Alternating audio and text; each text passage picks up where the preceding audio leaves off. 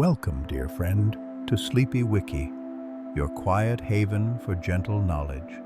Settle in softly, let your shoulders melt away from your ears, and feel your breath deepen, slow and steady, like a quiet tide.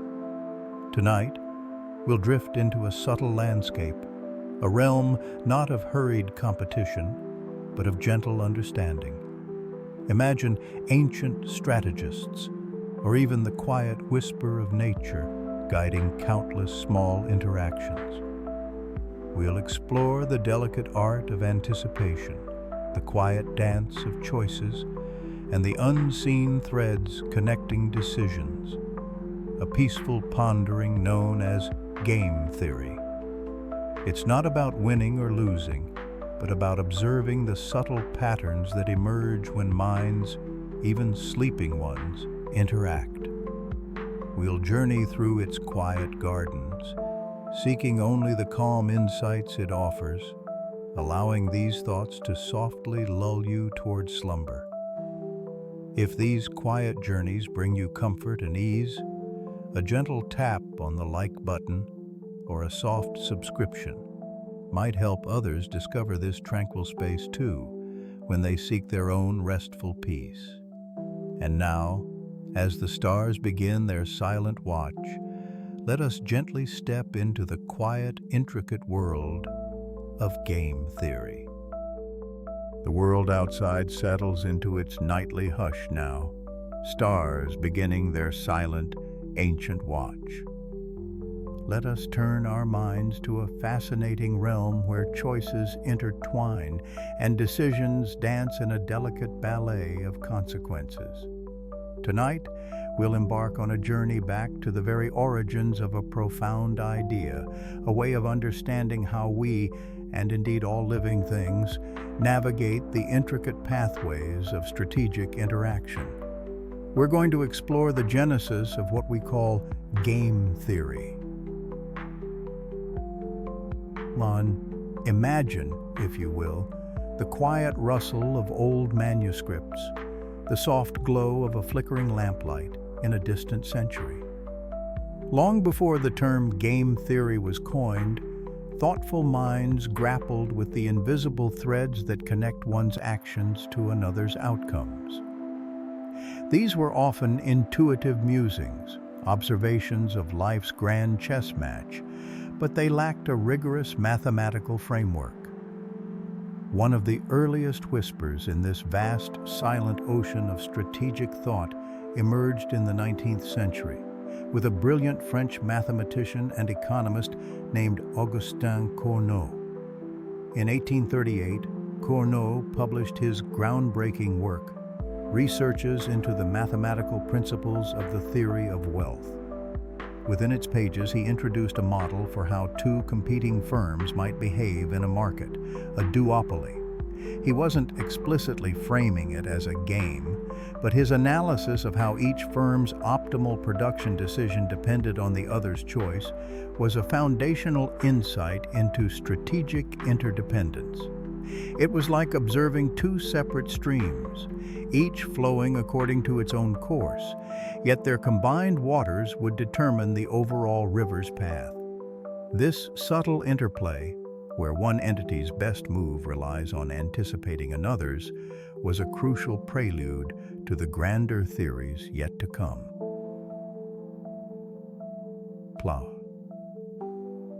Then, as the new century dawned, the focus sharpened on games of a more formal nature. Picture a grand chessboard, its pieces poised in perfect order, every rule known, every possible move calculable. In 1913, a German mathematician named Ernst Zermelo, known for his work in set theory, offered a fascinating insight into such finite games with perfect information. He proved that in games like chess, where both players know all the possible moves, all the past moves, and all the consequences, if played optimally, one player either has a winning strategy or both players can force a draw. It was a revelation. For such games, the optimal outcome is predetermined, even if unimaginably complex to compute in practice. It was like glimpsing the final note of a symphony before the first has even been played, understanding that the structure itself dictates the ultimate harmony. Zermelo's theorem, though specific to a particular class of games, laid a significant cornerstone by demonstrating that rigorous mathematical analysis could indeed unlock the secrets of strategic play. Yet, the true spark, the moment when these disparate threads began to weave into a coherent tapestry, occurred amidst the tempestuous backdrop of the mid-20th century. The world was plunged into the profound strategic dilemmas of World War II. Nations, governments, and military strategists were faced with unprecedented choices, each laden with immense consequences, and each dependent on the anticipated actions of their adversaries. This urgent, pressing need for a systematic way to analyze conflicts and optimize decisions became a powerful catalyst. It led to the development of operational research, a practical discipline focused on applying advanced analytical methods to improve decision-making in complex systems, particularly military operations. It was in this crucible of conflict and intellectual urgency that the foundational work of modern game theory truly emerged. At the heart of this transformative period were two extraordinary minds, John von Neumann and Oscar Morgenstern. Von Neumann, a Hungarian-American polymath, was a towering figure in mathematics, physics, and computing, a visionary who possessed an uncanny ability to connect abstract mathematical concepts to real-world phenomena. Imagine him as a maestro, capable of hearing the complex symphony of strategic interactions and seeing the mathematical score beneath it all. Morgenstern, an Austrian-American economist, brought to the partnership a deep understanding of economic behavior and the challenges of decision-making in uncertain environments. He recognized the limitations of traditional economic models, which often assumed rational actors making isolated decisions, ignoring the crucial element of interdependence. Their collaboration was a remarkable intellectual fusion. Von Neumann had already made significant inroads into game theory with his 1928 paper Zur Theorie der Gesellschaftsspiele, on the theory of social games, where he proved his groundbreaking minimax theorem for two-person zero-sum games. Think of a zero-sum game like a perfect seesaw. One player's gain is precisely equal to the other player's loss. There's no way for both to win or both to lose simultaneously. The total sum of outcomes is always zero. Von Neumann's minimax theorem demonstrated that in such games there exists an optimal strategy for each player, a minimax strategy that minimizes their maximum possible loss, assuming the opponent is also playing optimally. It was a revelation, providing a concrete mathematical solution to games that had previously been approached only through intuition or psychology. However, it was the expansive vision that Morgenstern brought that truly broadened the scope. Together, they meticulously crafted their magnum opus, Theory of Games and Economic Behavior, published in 1944. This monumental book wasn't just a mathematical treatise, it was a philosophical declaration, a call to fundamentally rethink how we understand competition and cooperation. They argued that many economic situations, and indeed many social interactions, could be rigorously modeled as games, with players, strategies, payoffs, and rules. It provided a powerful lens through which to analyze conflict, negotiation, and strategic choice in a way that traditional economic models simply couldn't. It was like providing a complex blueprint for understanding the invisible forces that shape our collective destiny. The impact was immediate and profound, especially within the academic community. The book laid out a comprehensive framework for analyzing strategic interactions, moving beyond simple duopolies and into multi-person games, even exploring concepts that hinted at cooperative solutions. It provided the intellectual bedrock for fields far beyond economics and military strategy, influencing political science, sociology, psychology, and eventually even biology, where it helped explain evolutionary stable strategies. The genesis of game theory was not merely the birth of a new branch of mathematics. It was the birth of a new way of seeing the world, a world where individual choices are rarely made in isolation, but are instead echoes within a vast, interconnected web of decisions. And so, as the moon casts its silver glow upon the quiet landscape, we conclude this chapter on the first stirrings of game theory. We've seen how centuries of intuitive understanding gave way to rigorous mathematical formalization, driven by the intellectual curiosity of individuals like Cournot and Zermelo, and then propelled into maturity by the urgent needs of a world at war through the brilliant collaboration of von Neumann and Morgenstern. Their work provided the initial map, charting the territory of strategic interaction, particularly in competitive scenarios where one's gain was often another's loss. But the story doesn't end there, for just beyond the horizon of these zero-sum games lay a world of even greater complexity, where cooperation and compromise could yield outcomes far richer than mere victory or defeat. And it is to that fascinating evolution where the shadows of purely competitive struggles began to lift that we will gently turn our attention next. Let us now gently lay out the very building blocks, the foundational concepts upon which this elegant framework is constructed. Imagine, if you will, a vast, quiet cosmic garden where countless tiny lights drift and glimmer, each with its own soft radiance. This garden is where the magic of interaction unfolds, guided by simple yet profound principles. At the heart of any interaction are the players. These are the central figures, the decision-makers in any scenario we observe. In this garden, each light represents one such player.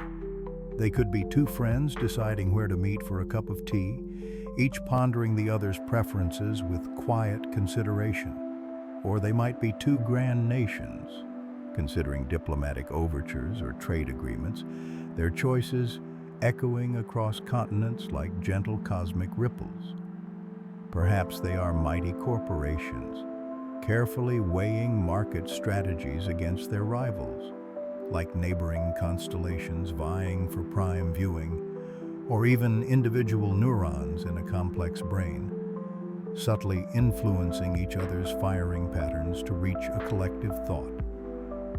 The definition is wonderfully broad. Any entity with the capacity to make choices, whose choices impact others and are in turn impacted by others. Each player possesses their own distinct perspective, their own set of preferences, and their own unique aims, like stars with their own gentle gravitational pulls within this quiet garden of choices, all softly illuminating their own path. Now, as these players float softly through our cosmic garden, they are not simply passive observers. Oh no, each light has a range of actions it can take, a constellation of possibilities stretching out before it. These are their strategies. A strategy isn't just a single move, it's a complete plan of action, a predetermined course of behavior, specifying what a player would do in every possible situation that might arise during the game. Think of it like a whisper from the universe. What path will you choose, little light? Will the friend suggest the bustling coffee shop or the quiet bookstore cafe? Will the nation send an envoy with an offer of cooperation, or will it strengthen its borders? Will the corporation launch a new product aggressively, or observe the market first? The set of all available strategies for a player is like the full spectrum of colors they can radiate, each hue representing a different course of action. And the truly fascinating part is that each player knows, or at least anticipates, the strategies available to the other players. It's a delicate dance of expected moves and counter-moves, like fireflies exchanging signals in the twilight, each blink a potential choice, a possible response, all part of a larger, unspoken choreography. But why do these players choose one path over another? What guides their decisions through the luminous garden? This brings us to the concept of payoffs. A payoff represents the outcome, or utility, a player receives based on the combination of strategies chosen by all players involved. It's the reward, the cost, the benefit, or the consequence. In our cosmic garden, if a player chooses a certain path and another player chooses another, the resulting landscape they find themselves in, its beauty, its solace, its challenges, its quiet corners, or its vibrant blooms, is their payoff. It's a numerical representation of their preferences, a way to quantify how much they value different outcomes. For our friends, it might be the enjoyment of good conversation and a delicious brew, a high positive payoff. For nations, it could be peace and prosperity, or tragically, conflict and loss. For corporations, it's often profit and market share. These payoffs are not necessarily monetary. They can represent satisfaction, happiness, safety, or even a sense of fairness, a feeling of harmony. Each player strives to achieve the highest possible payoff for themselves, given the choices of everyone else. It's like each light trying to find the brightest corner of the garden, knowing that its brightness also depends on how brightly other lights decide to shine, and how their individual glows combine. This interdependence of outcomes is the very heart of game theory's elegant structure. Now, how do our luminous players make these strategic choices and anticipate their payoffs? What do they know about the cosmic garden they inhabit? This leads us to the crucial concept of information. What a player knows or doesn't know when they make their decision profoundly shapes the game.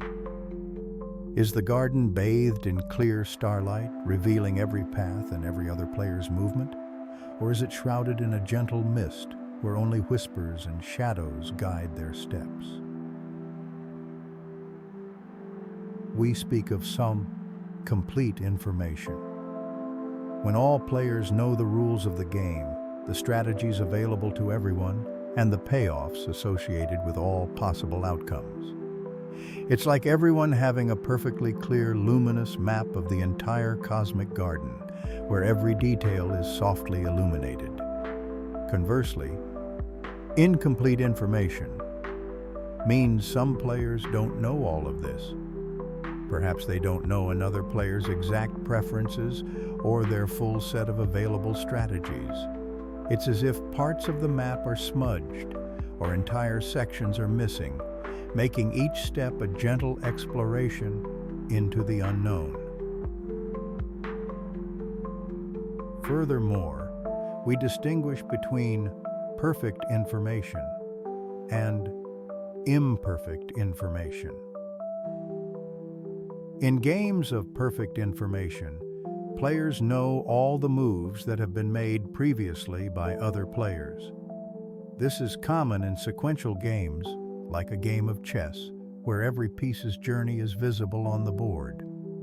Imagine watching a gentle star drift across the night sky, its path fully visible.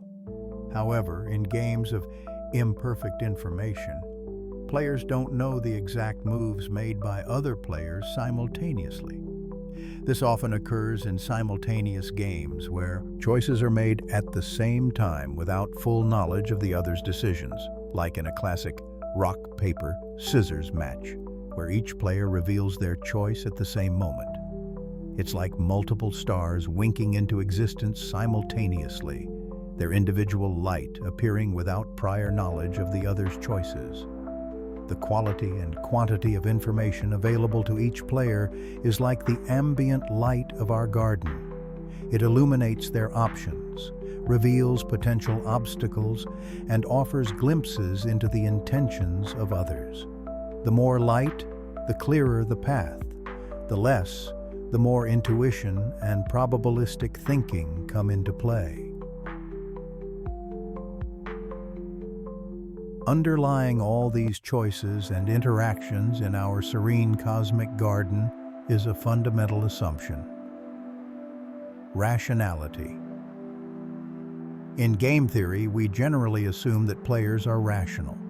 What does this mean in our quiet setting?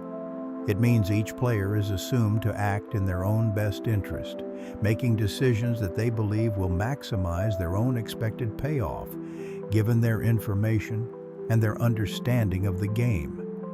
It's not about being selfish in a harsh sense, but about being consistent and logical in pursuing one's goals.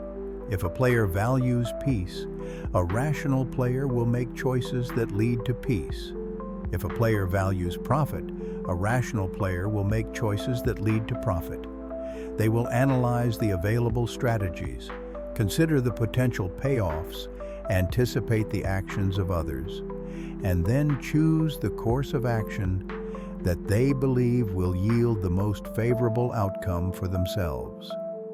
It's like each gentle light, guided by an inner compass, constantly trying to navigate towards the brightest point in its own personal sky, always seeking its most desired state, given the movements of all other lights. This assumption of rationality allows us to predict behavior, to model outcomes, and to understand why certain interactions unfold as they do. Without this guiding principle, the luminous dance of choices would be far too chaotic to comprehend. When these rational players, with their unique strategies and payoffs, interact within the framework of their information, a fascinating pattern often emerges: an equilibrium. Imagine the cosmic garden reaching a state of serene balance, where no gentle light wishes to shift its position, no matter how subtly. An equilibrium in game theory is a state where no player has an incentive to unilaterally change their strategy, given the strategies chosen by all other players. The most famous and foundational concept here is the Nash Equilibrium, named after the brilliant mathematician John Nash. In a Nash equilibrium, if each player knows the strategies of the others, no player can benefit by changing their own strategy while the others keep theirs unchanged. It's a point of stability, a self-enforcing prediction of behavior. Think of it like a gentle, synchronized dance. Once all the dancers find their particular rhythm and position relative to each other, no one feels the urge to step differently, because changing their step alone wouldn't make the dance any better for them. This doesn't necessarily mean it's the best outcome for everyone collectively, but rather that it's a stable outcome given the individual rationality of each player. It's where the collective currents of individual choices meet and find a temporary yet persistent moment of stillness, a quiet understanding among the stars, where each luminous body has settled into its orbit, content with its path given the paths of all its celestial neighbors. Within this vast cosmic garden, the interactions themselves can take many forms, creating different kinds of games. Some games are cooperative, where players can form binding agreements and work together towards a common goal, perhaps sharing resources to cultivate a particularly beautiful patch of the garden. Other games are non-cooperative, where players act independently, unable to make enforceable promises, each seeking their own optimal path without formal alliances. Then there's the element of time. In simultaneous games, all players make their choices at the same time without knowing what the others are doing, like our friends choosing a cafe without first revealing their preference, a silent, simultaneous decision. In sequential games, players take turns, with later players having some knowledge of previous moves, much like a quiet conversation unfolding word by word, where each utterance informs the next. We also find symmetric games, where the identities of the players don't affect the available strategies or payoffs. If the players swapped roles, the game would fundamentally remain the same, like two identical gentle breezes. Conversely, asymmetric games are those where players have distinct roles, strategies, or payoffs, like a gentle mountain breeze and a quiet valley wind, each with its own character and influence. And consider the nature of the gain and loss. In zero-sum games, one player's gain is precisely another player's loss. The total sum of payoffs across all players is zero. It's like sharing a fixed piece of cake. If one gets more, another gets less. Most real-world interactions, however, are non-zero-sum games, where total gains and losses can vary. Everyone can benefit, or everyone can lose, or some can win while others lose, but not in a perfectly balanced exchange. This allows for possibilities of cooperation and mutual benefit or collective detriment, rather than just direct competition, like the garden itself, which can bloom more beautifully for all, or wither if its inhabitants are not in harmony. Finally, games can be one shot, played only once, or repeated, played multiple times, allowing players to learn, build reputations, and develop more complex long-term strategies.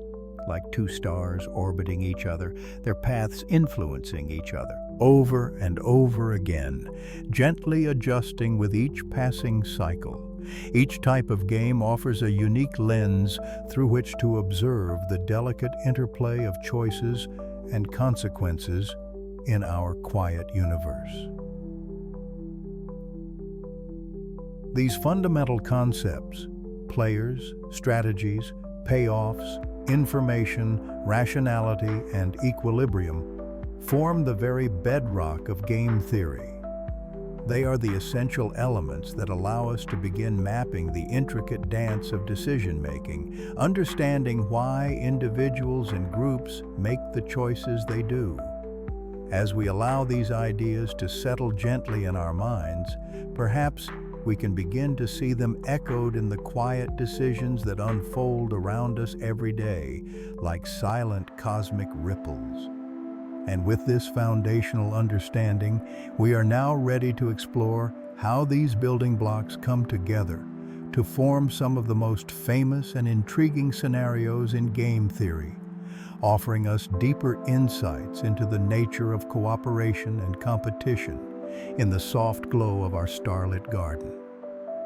Picture a vast, intricate garden where every bloom, every leaf, represents a choice, a strategy. Each tiny creature in this garden, a busy bee, a silent butterfly, a darting hummingbird, is trying to thrive, to find its best path. For a long time, we watched these creatures, wondering if there was a point where their individual strivings would settle into a predictable pattern, a kind of peaceful coexistence. Then, a brilliant mind, John Nash, offered us a profound insight. He showed us that there could be a moment, a specific arrangement in this garden where no single creature would regret its choice, given what all the others were doing. If the bee chose its flower, and the butterfly its leaf, and the hummingbird its nectar, and none of them could improve their own situation by suddenly changing their mind alone, then we've found what we call a Nash Equilibrium. It's a kind of quiet, stable corner in the garden of possibilities. No one wants to move because moving by oneself wouldn't make things better. This fundamental concept, for which John Nash received the Nobel Memorial Prize in Economic Sciences, became the bedrock of understanding how independent decisions can lead to a collective, though not always optimal, outcome. Sometimes, this stable corner isn't just a single fixed spot. It can be a dance, a delicate rhythm. Nash also showed us that even if there isn't one perfect, pure strategy for everyone, there's often a stable rhythm of mixing strategies. Imagine the bee choosing between two flowers, not always picking the same one, but perhaps picking the first 70% of the time and the second 30% of the time, and the butterfly doing something similar. If these probabilities are just right, then again, neither the bee nor the butterfly would want to change their pattern of choices. This is the beauty of mixed strategies, a kind of statistical harmony where unpredictability itself creates stability. Nash's groundbreaking theorem proved that every finite game, a game with a finite number of players, strategies, and outcomes, has at least one Nash equilibrium, whether in pure or mixed strategies. Yet, even in these stable corners, there's a subtle truth. Sometimes, the most individually rational choices, the ones that lead to a Nash equilibrium, don't necessarily lead to the best outcome for everyone involved. Think of two friends, separated and questioned, each facing a choice that affects the other. If both choose what's best for themselves individually, they might end up in a situation worse than if they had been able to cooperate. This famous scenario, often called the prisoner's dilemma, illustrates how a Nash equilibrium, while stable because no one wants to unilaterally deviate, can sometimes be a bittersweet peace, a compromise that leaves collective potential unfulfilled. And this is where our journey into the deeper woods of game theory truly begins. John Nash gave us an incredibly powerful lens, a sturdy anchor for understanding strategic interaction. But the world is rarely so simple. What if the game isn't played just once? What if players learn? What if they can signal their intentions or coordinate their actions? What if the path isn't a single decision, but a winding road with many turns? To answer these questions, other brilliant minds built upon Nash's foundation, creating new ways to understand the intricate dance of decision-making. We began to look beyond the quiet corners, into the flowing rivers and dynamic landscapes of interaction. Imagine you're not just choosing a single flower, but navigating a branching tree, where each branch leads to new choices.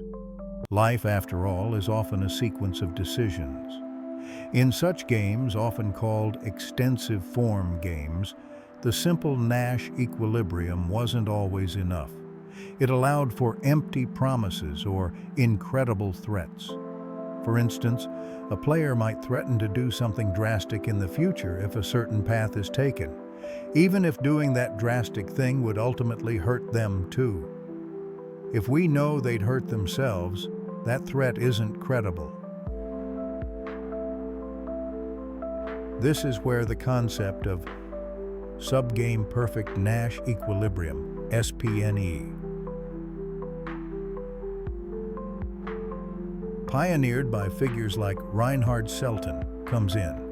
It's like looking at every single possible branch of the tree, every potential future decision point, or subgame, and ensuring that the chosen strategy remains a Nash equilibrium. Even if you find yourself on that particular branch, you prune away the incredible threats, the empty promises. It's about thinking ahead, anticipating every move, and ensuring that your choices are robust and consistent throughout the entire journey, not just at the outset. It requires a profound level of foresight, making sure your choices are always optimal, not just from the start, but at every single junction you might encounter.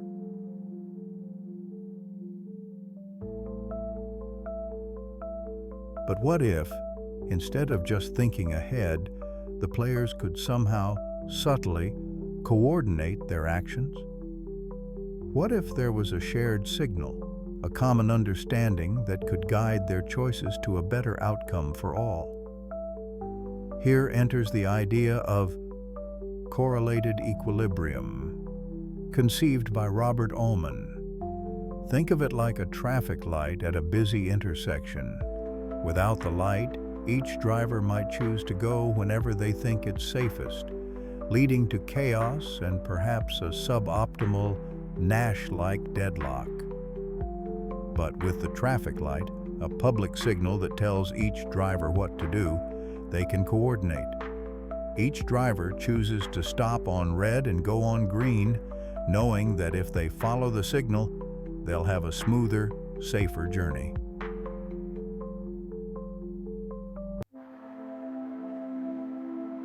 The beauty is, no one is forced to obey the light. They do so because they trust that if everyone follows it, they all benefit. And crucially, if you're told, go, you wouldn't regret going, given that others are also following their instructions. The correlated equilibrium allows for a broader range of stable, often more efficient or cooperative outcomes than Nash equilibrium alone, by simply adding a common, publicly observed random variable, a little shared whisper that guides everyone towards a more harmonious collective path. Now let's step away from conscious, rational decision makers for a moment and consider the natural world. How do behaviors evolve and persist in populations of animals or plants? Here, John Maynard Smith, a visionary evolutionary biologist, introduced the concept of an evolutionary stable strategy, ESS. This isn't about individuals consciously choosing strategies. It's about strategies being chosen by the process of natural selection over generations. An ESS is a strategy that, if adopted by most members of a population, cannot be outcompeted or invaded by a new mutant strategy. Imagine a group of birds, most of whom follow a certain foraging pattern. If a new bird arrives with a slightly different, mutant foraging pattern, and that new pattern doesn't yield better results, or even worse results, than the prevailing one, then the mutant strategy won't spread. The original strategy is stable because it's resilient against invasion. It's about survival of the fittest strategies, not just individuals. This concept beautifully bridges game theory with biology, explaining why certain behaviors like cooperation or aggression might become entrenched in a species.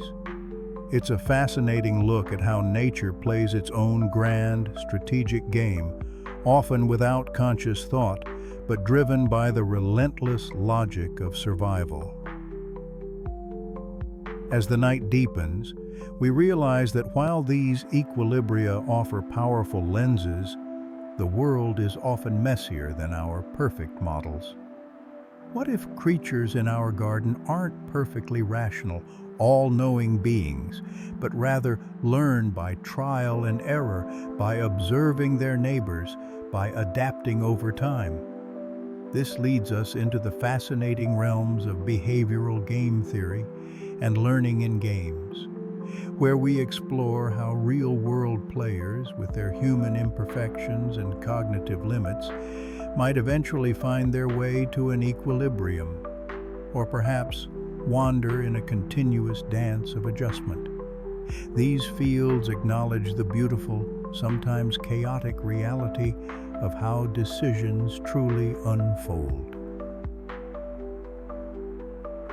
So, you see, from the quiet, stable corners of Nash Equilibrium to the foresight of sub-game perfection, the coordinating whispers of correlated equilibria, and the resilient patterns of evolutionary strategies, our understanding of strategic interaction has grown wonderfully rich and complex. These ideas, born from abstract thought, illuminate not just how we play games, but how societies function, how economies ebb and flow, and even how life itself evolves. As we drift further into the realm of possibilities, we'll begin to explore how these profound insights from game theory find their way into the very fabric of our world, shaping the choices we make and the systems we build. But for now, let these intricate patterns and stable rhythms lull you into a peaceful rest.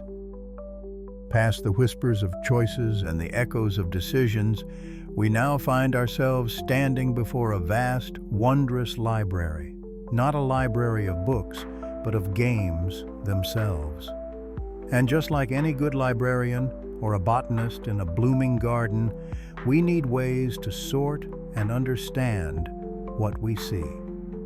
This is where the gentle art of classifying games comes in, an attempt to bring order to their delightful complexity, to understand their very architecture and the types of interactions they represent. Each game is like a star in the night sky. Some shine brightly alone, others cluster in constellations. Some are twin stars, forever dancing around each other. To truly appreciate their light, we learn to categorize them, recognizing patterns that reveal deeper truths about their nature and their eventual destiny. Our first, and perhaps most fundamental, way of classifying games asks a simple question. Can the players bind themselves to agreements? This divides our starry games into two grand constellations: cooperative games and all non-cooperative games. In the realm of cooperative games, players are like architects working together on a grand design. They can form alliances, make promises, and crucially, these promises are enforceable. Think of a group of friends deciding to pool their resources to buy a large, shared gift, or countries signing a treaty that legally binds them to certain actions. The focus here isn't on individual moves, but on the formation of powerful coalitions. Game theorists often model these scenarios using something called a characteristic function, which tells us what outcome a coalition of players can achieve if they work together, irrespective of what the other players do. It's about the power of we, and how that we can achieve more than the sum of its parts. Then, across the celestial divide, we find the non-cooperative games. Here, players are more like solo explorers, each charting their own course. There are no binding agreements, no enforceable promises, only individual rationality guiding each decision. A classic game of chess is a perfect example. You can't force your opponent to move a certain piece, nor can you make a pact with them to leave your king alone. Each player acts purely in their own self-interest, anticipating the moves of others but not collaborating with them. This is the realm where we often seek concepts like the Nash Equilibrium, a state where no player can improve their outcome by unilaterally changing their strategy given what the others are doing. Most of what people typically imagine as games, from poker to traffic congestion, fall into this non-cooperative category. Let's gently pivot to another illuminating pair of categories: symmetric games and asymmetric games. Imagine two identical mirrors facing each other. If you make a move, and I make the exact same move, and the resulting feeling, the payoff, is the same for both of us, then we're likely in a symmetric game. In these games, what matters isn't who is playing, but what strategy is being played. If we swapped places, the outcomes for each strategy would remain identical. Rock, paper, scissors is a perfect example. If I throw rock and you throw scissors, I win. If we switched roles and you threw rock and I threw scissors, you would win. The payoffs depend purely on the combination of strategies, not on our identities. But some games are like a duet, where each instrument plays a unique role, perhaps a flute and a drum. These are asymmetric games. Here, the player's roles or available strategies, or even the payoffs for the same actions, might be vastly different. Consider a negotiation between an employer and an employee. Their starting positions, their power dynamics, and their ultimate gains or losses are rarely symmetrical. The rules of the game, or at least the consequences of following them, are different for each participant. Now, let's cast our gaze upon the very heart of the rewards, the gains, and losses. This brings us to zero-sum games and non-zero-sum games.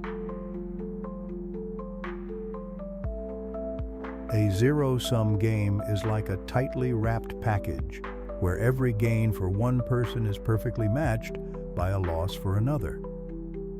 If you win 5 points, I lose 5 points. The total sum of gains and losses always adds up to 0. Poker, where chips move from one player's stack to another's, is a classic example. So is a simple game of chess, where one player's victory is the other's defeat. These are often intensely competitive, as there's no shared bounty to be found. The pie is fixed. Your slice inevitably shrinks mine. However, the world is often far more nuanced and interconnected. Many interactions are non-zero sum. In these games, the total sum of payoffs for all players can be greater than 0 or less than 0. It's possible for everyone to win, or for everyone to lose, or for some to gain, while others lose disproportionately. Think of two countries negotiating a trade agreement. If they reach a deal that benefits both economies, it's a mutual gain, a positive sum. But if they engage in a trade war, both could suffer losses, a negative sum. The infamous prisoner's dilemma, which we've gently touched upon, is a non-zero-sum game. Both prisoners could be better off cooperating, but individual self-interest often leads to a worse outcome for both. This category captures the complexity of cooperation and conflict in the real world, where the pie itself can grow or shrink depending on the choices made. Taça, our classification journey continues, revealing how players make their choices. This leads us to simultaneous games and sequential games, and introduces us to the fundamental architectures game theorists use to draw these interactions.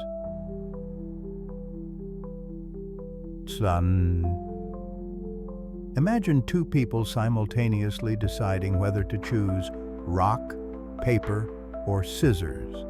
Neither knows the other's choice until both reveal theirs. This is a simultaneous game. Decisions are made without knowledge of the other player's actions. To represent these, game theorists use what's called the normal form, often depicted as a payoff matrix.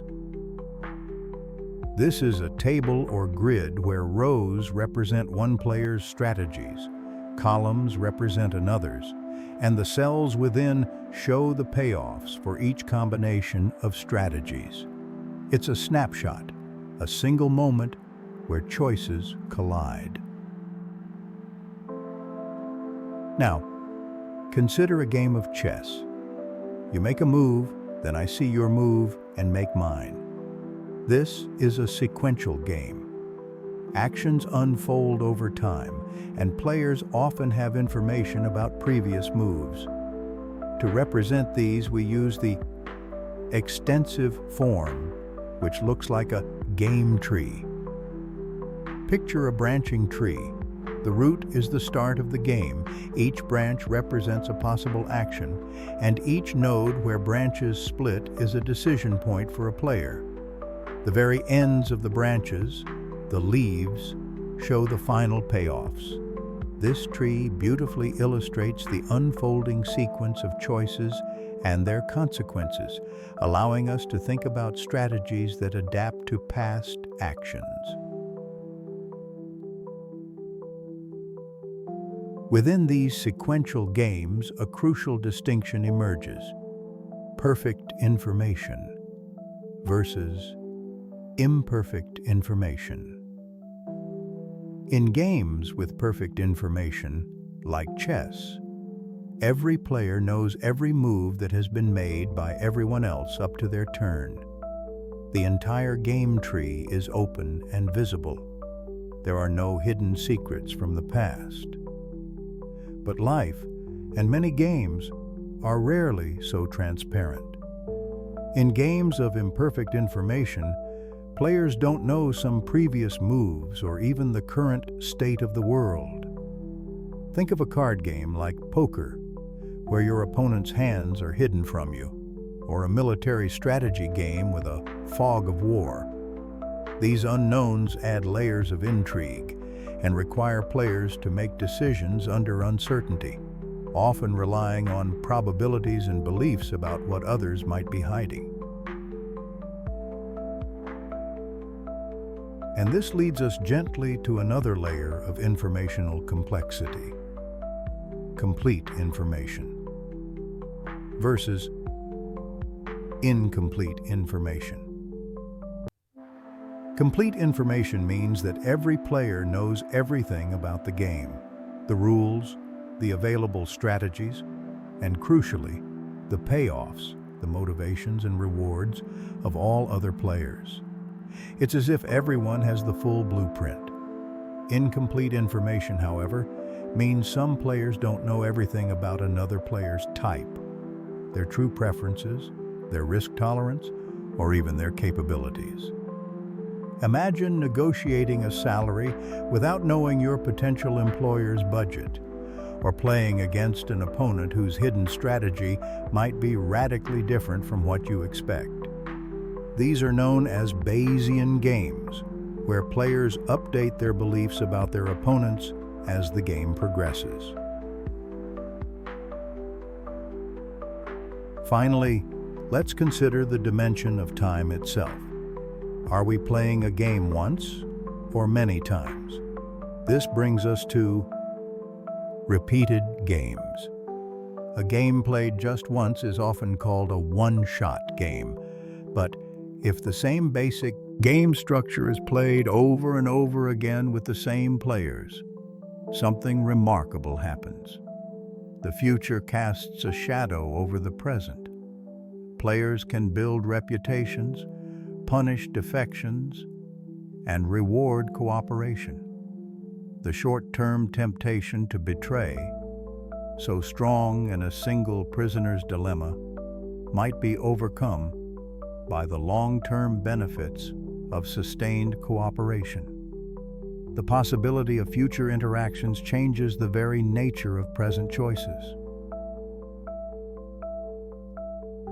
From the grand alliances of cooperative games to the silent battles of non-cooperative ones, from the mirrors of symmetric play to the unique roles of asymmetric interactions, from the zero-sum contests to the vast potential of non-zero-sum collaborations, and through the simultaneous clashes to the unfolding narratives of sequential turns with their veils of perfect or imperfect, complete or incomplete information, and the echoing ripples of repeated encounters, each classification illuminates a different facet of strategic interaction.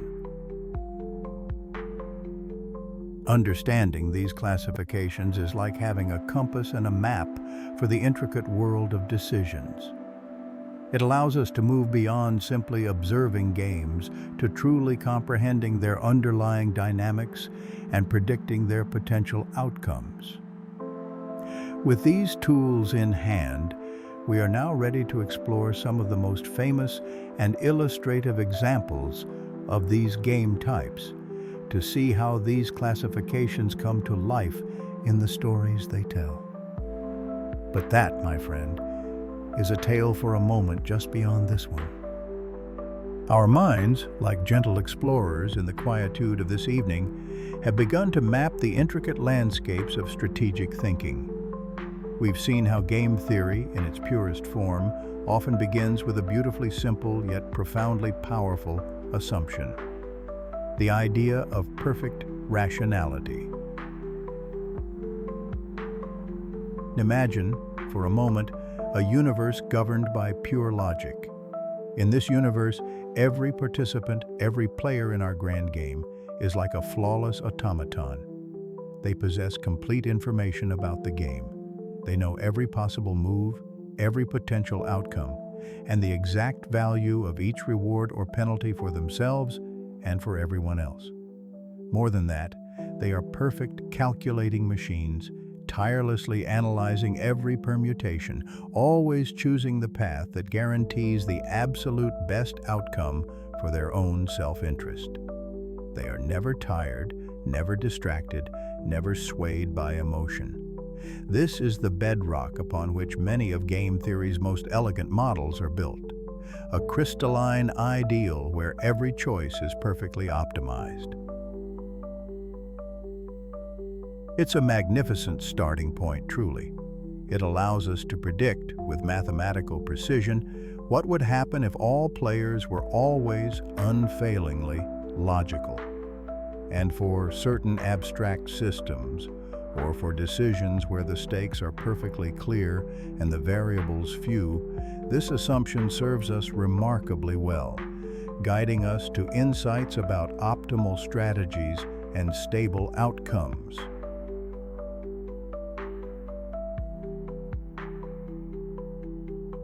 But as the gentle breeze of human experience whispers through the leaves of our understanding, we begin to wonder, is this perfect, unyielding rationality truly the way we, as human beings, navigate the world?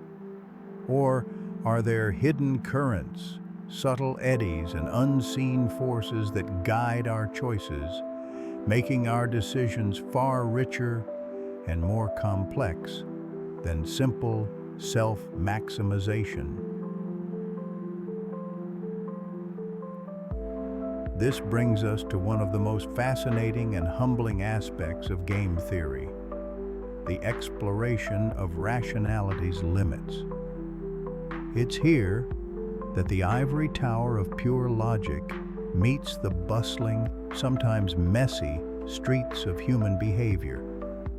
And what we find is not a flaw in the theory, but rather an invitation to understand ourselves and each other with even greater depth.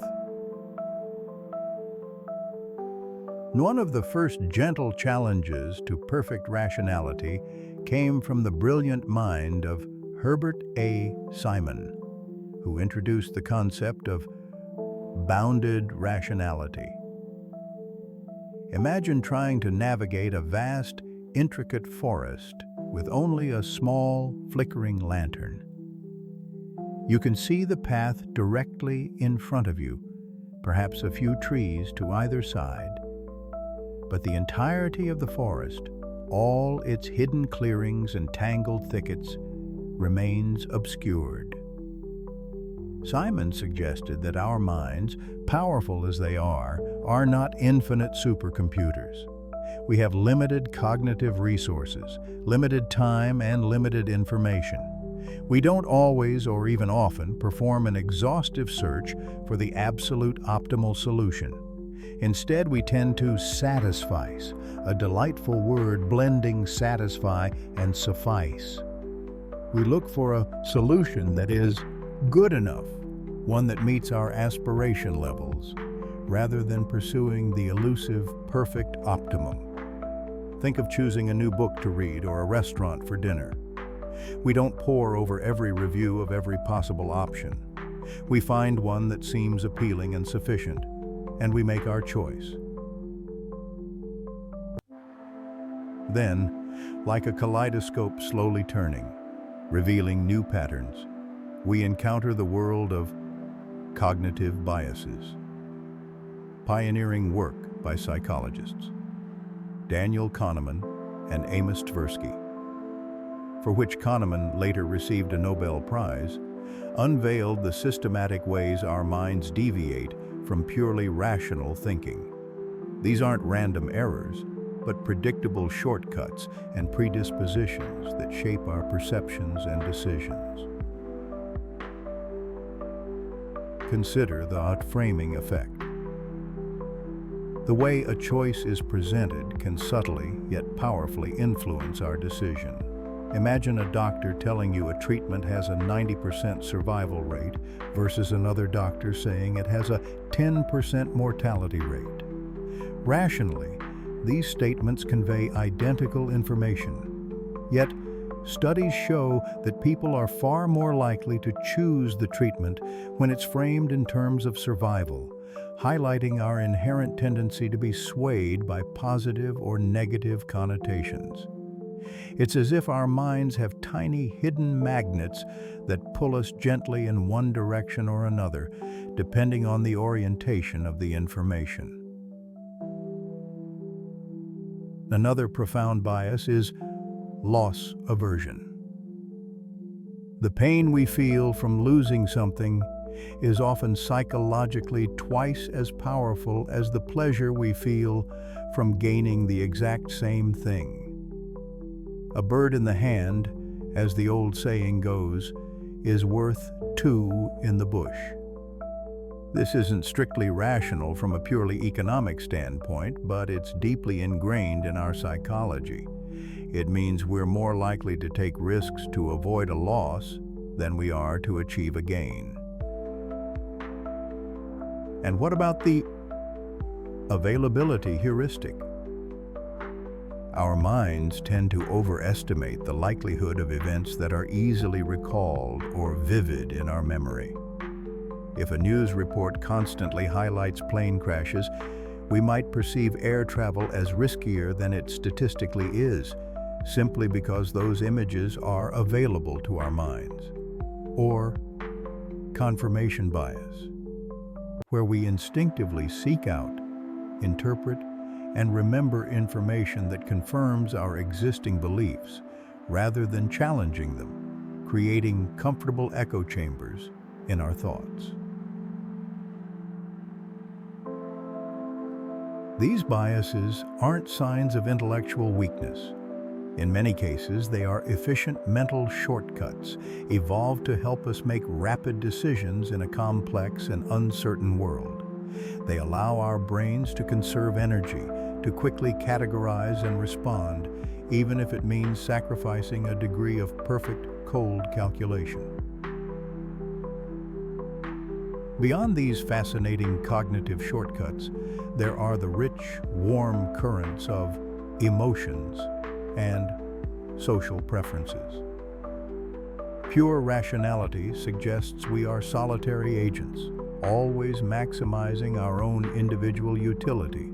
But humans are profoundly social creatures. Emotions like fear, anger, love, and altruism play a monumental role in our decisions. We often act against our immediate self-interest to help a loved one, to uphold a sense of fairness, or to punish perceived injustice. Think of the famous well-known ultimatum game. One player proposes how to split a sum of money, say $10, with another player. If the second player accepts, they both get the proposed split. If the second player rejects, neither player gets anything. A purely rational second player would accept any offer, even $1, because $1 is better than nothing. Yet time and again, experiments show that people frequently reject offers they perceive as unfair, such as getting only $2 out of $10. The desire for fairness, the indignation at being treated unjustly, overrides the rational pursuit of even a small gain. This isn't a failure of logic, it's the rich tapestry of human values unfolding.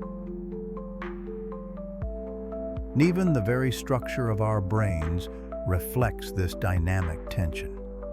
Our ancient limbic system lights up with emotions and primal drives, while the more recently evolved prefrontal cortex engages in complex planning and rational thought. Our decisions are often the intricate dance between these systems, not solely the domain of one over the other. Furthermore, in the real world, information is rarely perfect or complete. We make choices under uncertainty, constantly updating our beliefs as new information arrives. We learn and adapt our strategies over time, sometimes through trial and error, sometimes through observation. This is beautifully captured by fields like evolutionary game theory, which shows how successful strategies can emerge and persist in populations, much like natural selection, even if individual agents aren't consciously performing complex calculations. The rational behavior emerges from a population's interactions and learning over time. So, as the stars begin to emerge in the twilight sky, we understand that while the assumption of perfect rationality provides a powerful lens for exploring strategic interactions, acknowledging its limits brings us closer to the breathtaking complexity of human decision-making. These insights don't diminish game theory. Rather, they enrich it, allowing us to build models that account for the nuanced ways we truly think, feel, and interact.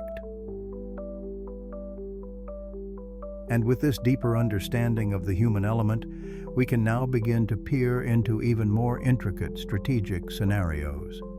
Next, we shall consider how these delicate balances of rationality and its beautiful limitations play out in repeated interactions, where the shadow of the past and the promise of the future shape every single move. The stars begin to dust the sky with their quiet shimmer. We find ourselves drifting from the perfectly logical shores of pure game theory into a landscape far more intricate, shaped not just by cold calculation, but by the warm, sometimes whimsical currents of the human mind itself. Imagine, if you will, that game theory built us a magnificent crystal-clear map of strategies showing the most optimal routes and destinations. But when we, with our wonderfully complex minds, embark on the journey, we often find ourselves drawn by unseen magnets, guided by whispers only we can hear, taking detours that the map never predicted. This is where behavioral insights bloom, a fascinating garden where psychology intertwines with economics, revealing the beautiful messiness of human decision-making. You see, while game theory often assumes we are perfectly rational beings, equipped with boundless logic and infinite processing power, the truth is far more charmingly human. We operate, as the Nobel laureate Herbert Simon suggested, with what he termed bounded rationality. Think of it like a ship sailing on a vast, infinite ocean. A purely rational ship would have perfect radar, knowing every current, every distant storm. But our human vessel, while wonderfully capable, has a radar with a range, a crew that gets tired, and a captain who sometimes follows a gut feeling over the precise compass reading. We make decisions with the information and cognitive abilities we possess, which are always finite, always subject to the unique workings of our own internal world. And within this internal world, certain patterns emerge, like recurring dreams or familiar melodies. These are our cognitive biases, systematic ways in which our thinking deviates from pure logic. They are not flaws, but rather shortcuts our brains have evolved to take, helping us navigate a complex world quickly, though sometimes at the cost of absolute precision. One such fascinating bias is the framing effect. Imagine holding two identical gifts, wrapped in different paper, one in soft, reassuring silver, the other in bold, urgent crimson. The gift inside is the same, yet our perception, our anticipation, changes with the wrapping. In a classic demonstration of this, researchers Daniel Kahneman and Amos Tversky presented participants with a hypothetical situation concerning a deadly disease outbreak. When a treatment was framed as saving a certain number of lives, people preferred it. But when the exact same treatment was framed in terms of the number of lives lost, their preference shifted, even though the statistical outcome was identical. The way a choice is presented, the frame, can subtly but powerfully nudge our decisions, even in matters of life and death, let alone in a game of chess or a negotiation. Then there's the deep, almost primal tug of loss aversion, another cornerstone of Kahneman and Tversky's groundbreaking prospect theory. Picture holding a smooth, polished pebble of joy in one hand and a rough, jagged stone of sorrow in the other. If both represent an equivalent numerical value, say winning $100 versus losing $100, the stone of sorrow often feels heavier, sharper, more impactful. The psychological pain of losing something feels more intense than the pleasure of gaining an equivalent amount. This means we are often more willing to take risks to avoid a loss than we are to take risks to achieve a gain. Think of a player in a game of chance. They might stubbornly hold on to a losing hand, hoping to break even rather than cut their losses and move on. This isn't irrational in the emotional landscape of our minds. It's profoundly human, guiding our choices from financial investments to strategic maneuvers in a board game. And our minds, like curious children, are also susceptible to anchoring effects. Imagine dropping a heavy anchor into the sea. Once it settles, your ship can only drift so far. Similarly, an initial piece of information, even if irrelevant, can act as an anchor, heavily influencing subsequent judgments and decisions. If you're negotiating a price, the first number mentioned, whether high or low, can unconsciously set a reference point, pulling all future offers towards it. In a delightful experiment, participants were asked to spin a wheel with numbers from 0 to 100. Then, they were asked to estimate the percentage of African nations in the United Nations. Those who spun a higher number on the arbitrary wheel consistently gave higher estimates than those who spun a lower number. The initial, random anchor had subtly, silently pulled their estimations along with it. This gentle, often unnoticed pull affects our perceptions of value, fairness, and likelihood within the games we play every day. But our decisions aren't just shaped by individual cognitive quirks. They're also deeply woven with our social fabric. We are not solitary islands in the sea of decision-making. Concepts like fairness and reciprocity dance through our minds, often overriding purely selfish motives. Consider the famous ultimatum game. Two players, A and B. Player A is given a sum of money, say $10. Player A must propose how to divide this money with player B. Player B can either accept or reject the offer. If B accepts, they both get their proposed shares. If B rejects, neither player gets anything.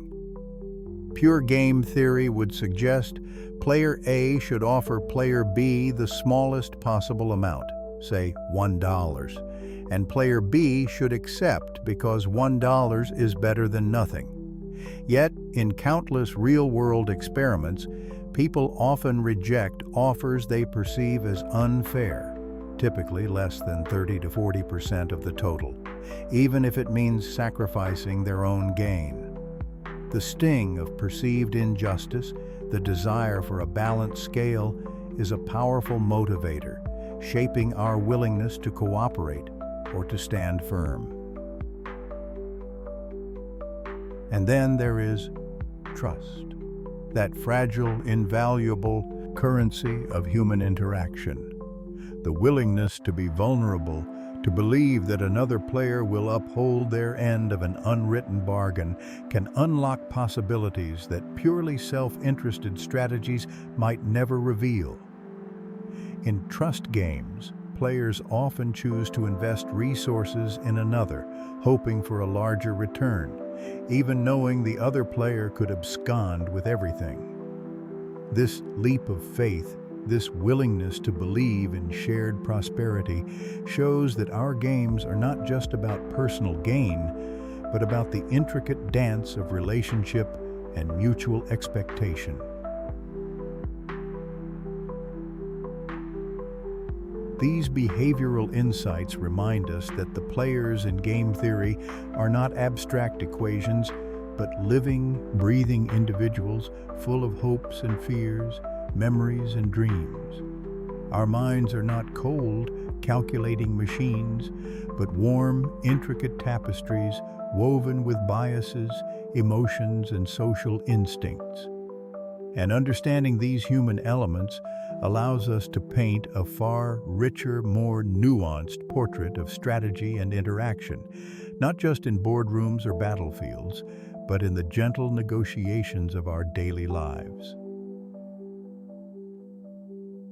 As the night deepens and shadows grow long, we've explored how the whispers of our own psychology guide our hands in the games we play.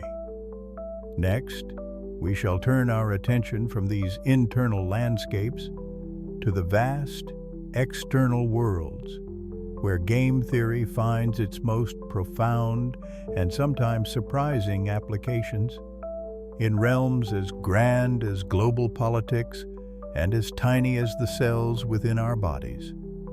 But for now, let these thoughts drift gently, like leaves upon a quiet stream. The quiet hum of the night settles around us. Let's move beyond the simple coins and dice into the vast, intricate landscapes where game theory truly comes alive. The worlds of economics, politics, and the countless moments of our daily lives. Imagine the grand tapestry of human interaction, woven with threads of choice and consequence. Game theory provides us with a lens, a special way of seeing these patterns, understanding why we make the decisions we do, and what outcomes might unfold. It helps us decipher the silent choreography of cooperation and competition that plays out on the biggest stages and in the smallest corners of existence. Let us first turn our gaze to the bustling marketplace, the realm of economics. Here, game theory isn't just an abstract idea, it's a vital tool for understanding everything from the price of bread to the stability of entire financial systems. Consider two coffee shops, perhaps, nestled on opposite sides of a sleepy town square. Each morning, the owners wake up and must decide on their prices. If one lowers their price, they might attract more customers, but the other might follow suit, leading to a price war where profits dwindle for both. This is a classic game theory scenario, often described using models like Bertrand competition, where firms compete primarily on price. Game theory tells us that under certain conditions, this rivalry can drive prices down to nearly the cost of production. A fascinating insight known as the Bertrand paradox. It's a delicate dance, isn't it? Each owner anticipating the other's move, seeking a Nash equilibrium, where neither feels they can unilaterally improve their situation by changing their strategy. Beyond simple pricing, game theory illuminates the intricate mechanics of auctions. Whether it's a rare painting going under the hammer or a government selling off radio spectrum, the rules of the auction profoundly shape how people bid. Game theory helps design these rules to achieve optimal outcomes. For instance, in a victory auction, also known as a second price sealed bid auction, the highest bidder wins, but pays the second highest bid. A remarkable finding here is that bidding your true valuation is a dominant strategy, meaning it's the best strategy regardless of what anyone else does. This elegantly simple rule encourages honesty and reveals true market value, a testament to game theory's power to shape fair play. We can also see its principles at play in bargaining, be it between a union and management over wages, or a buyer and seller negotiating a price for a house. Models like the Rubinstein bargaining model explore how patience, the ability to make counteroffers, and the value of time itself, discount factors, influence who gets what, painting a vivid picture of these often protracted negotiations. Now let's shift our gaze from commerce to the grand arena of world politics. Here the stakes often involve nations, alliances, and the very fabric of society. Picture two superpowers, each contemplating whether to increase their military spending. If one nation builds more weapons, the other might feel compelled to do the same, leading to a costly and potentially dangerous arms race. This mirrors the famous prisoner's dilemma we discussed earlier, but on a global scale. Both nations might be better off if they both agreed to reduce spending, cooperate, but the individual incentive to defect, build more weapons to gain a perceived advantage, can lead to a suboptimal outcome for both, a perpetual state of heightened tension and expense. Game theory, particularly the study of iterated games, where the game is played repeatedly, offers hope, suggesting that cooperation can emerge over time as nations learn to trust, punish defection, and reward collaboration, a concept explored in the folk theorem. The principles of game theory also cast light upon the complex world of voting systems. How do we choose our leaders? Different systems, from simple plurality to ranked choice voting, create different incentives for voters and candidates. Game theory reveals the potential for strategic voting, where individuals don't vote for their most preferred candidate, but rather for a less preferred one to prevent a worse outcome.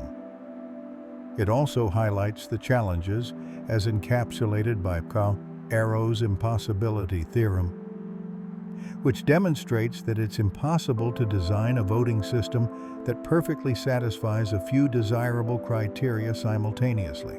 This isn't a statement of despair, but an invitation to understand the inherent trade-offs in democratic processes. In political campaigns, candidates often find themselves drawn towards the center of the political spectrum, a phenomenon described by Hotelling's law. Just like two ice cream vendors on a beach will naturally position themselves near the middle to capture the most customers, political candidates often converge on moderate platforms to appeal to the broadest base of voters, a subtle strategic dance to win hearts and minds. Finally, let's bring game theory home to the quiet, unfolding moments of our everyday lives. From deciding whether to volunteer for a community project to choosing which lane to drive in during rush hour, game theory whispers in the background. Consider the tragedy of the commons, a poignant example where individuals acting in their own self-interest deplete a shared resource, like a public fishing pond or a clean environment. If everyone fishes as much as they can, the fish disappear for all. Game theory helps us understand these social dilemmas and points towards solutions, often involving regulation, communication, or the building of trust and reputation within communities to encourage cooperation. It's an end-player prisoner's dilemma, played out in the delicate balance of our shared world. And even in the realm of evolutionary biology, game theory provides profound insights. Why do certain behaviors persist across generations in the animal kingdom? The hawk-dove game, for instance, models aggressive versus passive strategies in animal conflicts over resources. It helps identify evolutionary stable strategies, ESS. Behaviors that once adopted by a population cannot be invaded by any alternative strategy. This explains fascinating phenomena like reciprocal altruism, where animals help each other with the expectation of future repayment, or kin selection, where individuals sacrifice for relatives who share their genes, ensuring the survival of their shared genetic legacy. It's the subtle calculus of survival, written in the very code of life. And in our most mundane interactions, deciding whether to wait in a long queue, negotiating with a friend about where to eat dinner, or even signaling our intentions in dating, game theory offers a framework. We are constantly making choices, anticipating the responses of others, and adapting our strategies. It's the silent ballet of daily existence, a continuous process of estimation, reaction, and adaptation. As we close this chapter on the widespread applications of game theory, We've seen how these elegant mathematical models reach far beyond the chessboard, illuminating the complex decisions that shape our economies, steer our politics, and color the everyday fabric of our lives. It's a testament to the power of structured thinking to reveal the hidden order in seemingly chaotic human behavior. Next, we'll delve into the fascinating challenges and the future frontiers of game theory, exploring how these powerful ideas continue to evolve and offer new insights into the ever-changing world around us. Through the quiet halls of strategy we've walked, where decisions are made and outcomes weighed, the starlight settles more deeply now. Let's explore a realm where strategies are not fixed monuments etched in stone, but rather living, breathing things, constantly shifting, murmuring, and reshaping themselves in the grand, ancient dance of life. This is the heart of evolutionary game theory, and within its gentle embrace, we discover the profound elegance of dynamic strategies. Imagine, if you will, not a rigid chessboard where pieces move according to set rules, but an entire forest, vast and ancient, where every leaf, every root, every creature is an unwitting participant in a never-ending game. In this forest, the strategies are not conscious choices made by individual thinking minds, but rather deeply embedded, inherited traits, behaviors, and predispositions that have been sculpted by countless generations. Perhaps one type of tree, through its genetic blueprint, adopts a strategy of growing tall and slender, reaching for the sun with all its might. A silent, persistent strategy for light acquisition. Another might inherit the tendency to spread wide and low, dominating the undergrowth. A clever strategy for nutrient capture and shading out competitors. These strategies aren't actively chosen by an individual tree. They are enacted by the very nature of the organism, passed down through the subtle codes of life. What makes these strategies dynamic? It's the subtle, yet relentless current of evolution. Unlike classical game theory, which often seeks a single, stable solution given a fixed set of players and their unchanging payoffs, evolutionary game theory understands that the players, the individuals within a population, are themselves constantly changing, generation after generation. Their successful strategies are passed down not through lessons learned and shared, but through the invisible threads of our being. And the success of a strategy here is measured not in points or accumulated wealth, but in the ultimate ancient currency of life, reproductive fitness. A strategy that allows an individual to survive better, to find more resources, to evade predators more effectively, or to attract more mates, will naturally lead to more offspring, and thus that particular strategy will become more common, more prevalent in the next generation. It's a continuous biological feedback loop.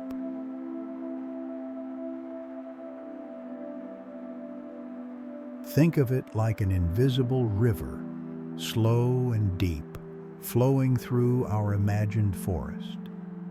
This river is often described by what we call replicator dynamics. It beautifully illustrates how the frequency or the proportion of a particular strategy in a population gently changes over time. If a strategy yields higher fitness, meaning those who employ it have a greater number of surviving offspring, then its proportion in the population will, quite naturally, increase. It's as if the river preferentially carries the seeds of the most successful trees further and wider, allowing them to take root and flourish in new ground. Conversely, strategies that prove less successful, that lead to fewer offspring, will slowly, gently fade away, like ripples dissolving into the vastness of the water, their presence becoming less frequent with each passing generation. There's no deliberation, no grand, overarching plan, just the elegant, relentless pressure of natural selection acting on the inherited strategies, nudging the population in certain directions. Now, consider our forest again. What if initially every single tree adopted the strategy of growing impossibly tall and thin, desperately reaching for the sun? The forest would be a towering, dense canopy. But perhaps the competition for precious light at the very top would be utterly fierce, and the ground below, where seeds might sprout, barren and starved. Now, imagine a single tree, a mutant, or if you will, that adopts a slightly different, novel strategy. It grows wide and sturdy, with broad leaves to capture the sparse light filtering through the existing canopy, and develops an extensive, deep root system to draw nutrients from the rich, shadowy forest floor. In this specific context, this new strategy might be incredibly successful. It isn't directly competing with the tall trees in the same way, but rather finding and exploiting a new, underutilized niche. Over many generations, the wide and sturdy plus strategy would start to increase in frequency as those trees reproduce more successfully, passing on their advantageous trait. This illustrates a core, profound principle of evolutionary game theory. The success of a strategy is often profoundly frequency dependent. What does frequency dependence truly mean? It means that the payoff, or the fitness, of using a particular strategy is not constant. It is not fixed. Instead, it critically depends on how common that strategy is in the current population, and crucially, what other strategies are also present and being employed by others. A classic and deeply insightful example, often explored in evolutionary game theory, is the hawk-dove game. Imagine, if you will, a population of graceful, ancient creatures competing for a valuable, perhaps life-sustaining resource, let's say a hidden, delicious berry patch. A hawk strategy is to always fight fiercely for the resource, never backing down, willing to incur injury. A dove strategy, on the other hand, is to display aggression and bluff, but to retreat if truly faced with a real physical fight, preferring to share the resource or simply leave to find another. If the entire population is initially composed of doves, then a single solitary hawk would do incredibly well. It would always win the resource without ever having to engage in a costly fight, as doves always retreat. This lone hawk would have very high fitness, and the hawk strategy would, with startling efficiency, quickly spread through the population. But what happens when there are now many hawks? The landscape changes dramatically. Hawks now frequently encounter other hawks, leading to costly, damaging fights. The fitness of being a hawk drops significantly because of all the injuries and energy expended. In this new hawk-dominated scenario, a dove strategy might suddenly become much more advantageous. Avoiding fights means avoiding injury, even if it means sometimes losing a resource. So the dove strategy would start to increase in frequency once again. And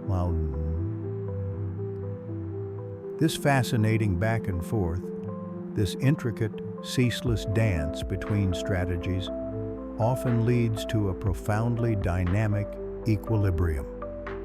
Neither a pure hawk population nor a pure dove population is typically an evolutionary stable strategy, ESS, on its own in this scenario. An ESS is a strategy that, if adopted by a population, cannot be successfully invaded by a small number of mutant strategists employing a different novel strategy. It's like a stable, yet still flowing, point on our invisible river. The currents gently push towards it, and once there, the system elegantly resists being pulled away by minor perturbations. In the hawk-dove game, the ESS is often a mixed strategy, a specific, dynamically maintained proportion of hawks and doves coexisting, or individuals who employ a mixed behavioral pattern themselves, sometimes acting like a hawk, sometimes like a dove. The exact proportion depends on the delicate balance of costs and benefits associated with fighting versus retreating. It's a dynamic equilibrium, not static and frozen, but rather a constant, gentle rebalancing of forces. The population isn't stuck. It's always subtly adjusting, like a perfectly balanced mobile, swaying gently in a soft, unseen breeze, finding its equilibrium through continuous interaction. These dynamic strategies aren't just fascinating theoretical constructs. They are profoundly woven into the very fabric of life around us, in every rustling leaf and silent creature. Think of the intricate, age-old relationships between predators and prey. A cheetah's strategy of stealth, explosive speed, and cunning pursuit evolves in direct response to the gazelle's strategy of heightened vigilance, keen senses, and astonishing agility. As gazelles become marginally faster or more alert, cheetahs that are marginally faster or more strategic gain an advantage.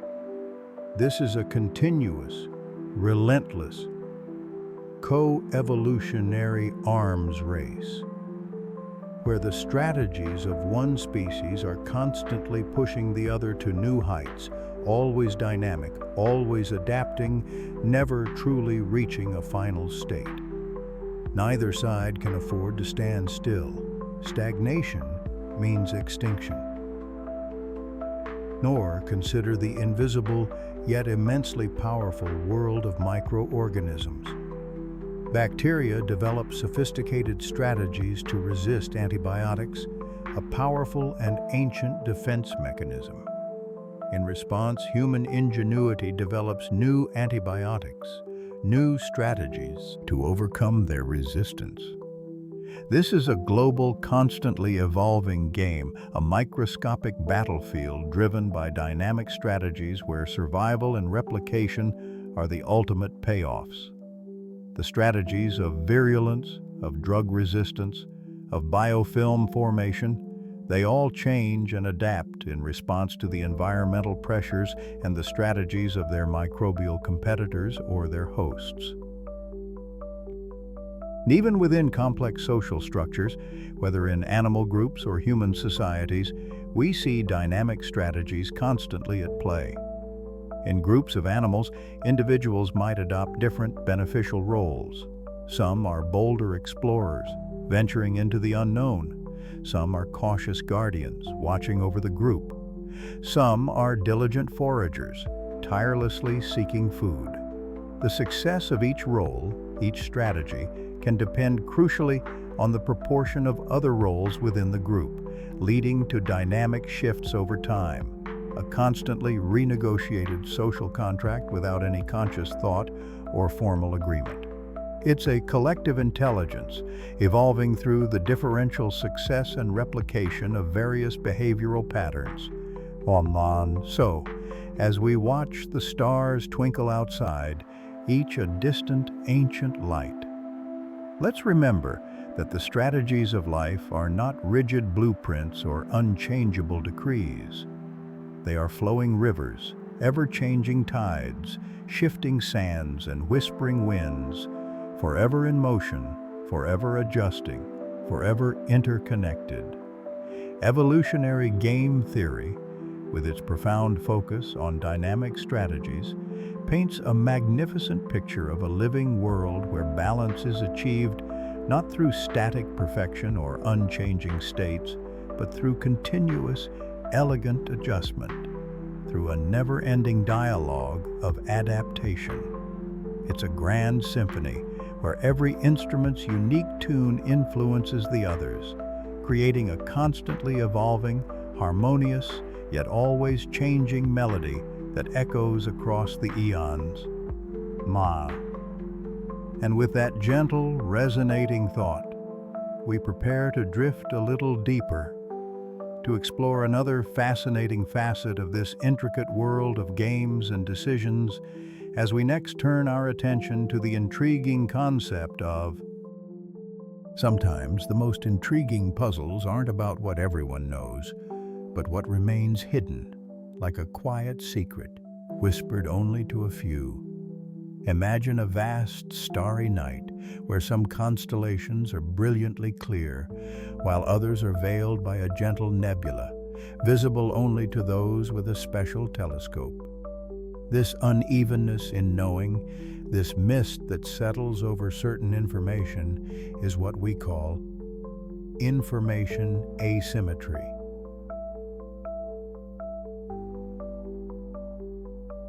It's a common thread woven through so many of our interactions, from the simplest exchanges to the grandest markets. When one person has crucial information that another doesn't, it creates a delicate imbalance. Think of it like a game of hide and seek, but some players know exactly where the best hiding spots are, while others are searching in the dark. This hidden knowledge can subtly shift the entire flow of the game, creating challenges that game theory seeks not just to understand, but to elegantly resolve.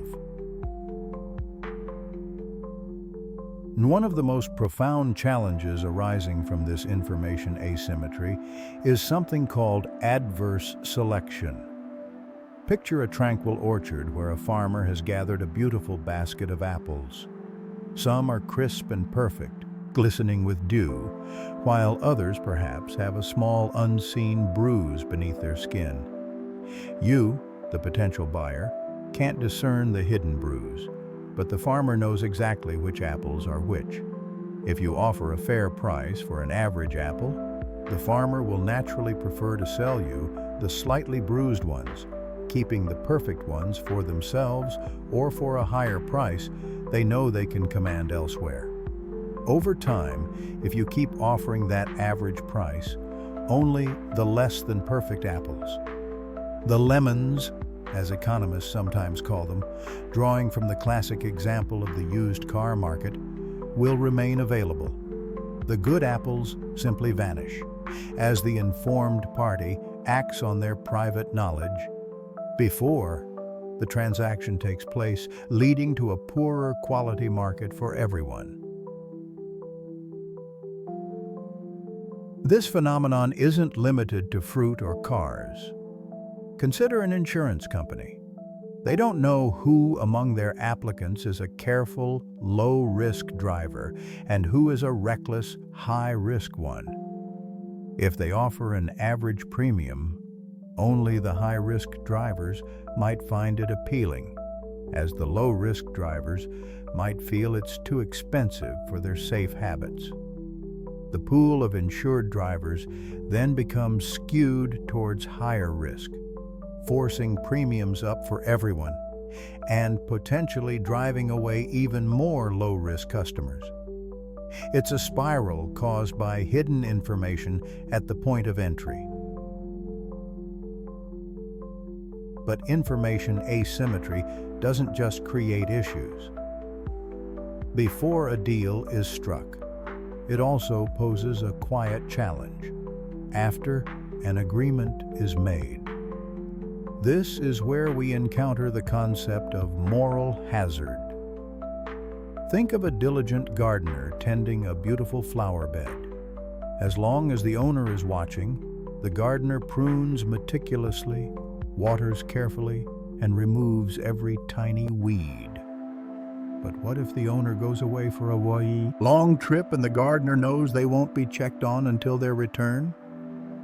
Without direct observation, the gardener might be tempted to put in less effort, perhaps skipping a watering or two, knowing that the consequences won't be immediately seen. The owner bears the cost of a less vibrant garden, but can't directly attribute it to the gardener's actions. Moral hazard arises when one party's actions are unobservable to the other, leading them to behave differently than they would if they were fully accountable. Think of someone with comprehensive car insurance. Knowing that major repair costs are covered, they might drive a little less cautiously, park in slightly riskier spots, or delay minor maintenance. The insurance company bears the financial risk, but cannot perfectly monitor the driver's behavior. This hidden action, after a contract is formed, can lead to outcomes that are less efficient or desirable than originally intended. So, with these subtle whispers of hidden information creating ripples in our interactions, how do we navigate these waters? Game theory offers two ingenious responses: signaling and screening.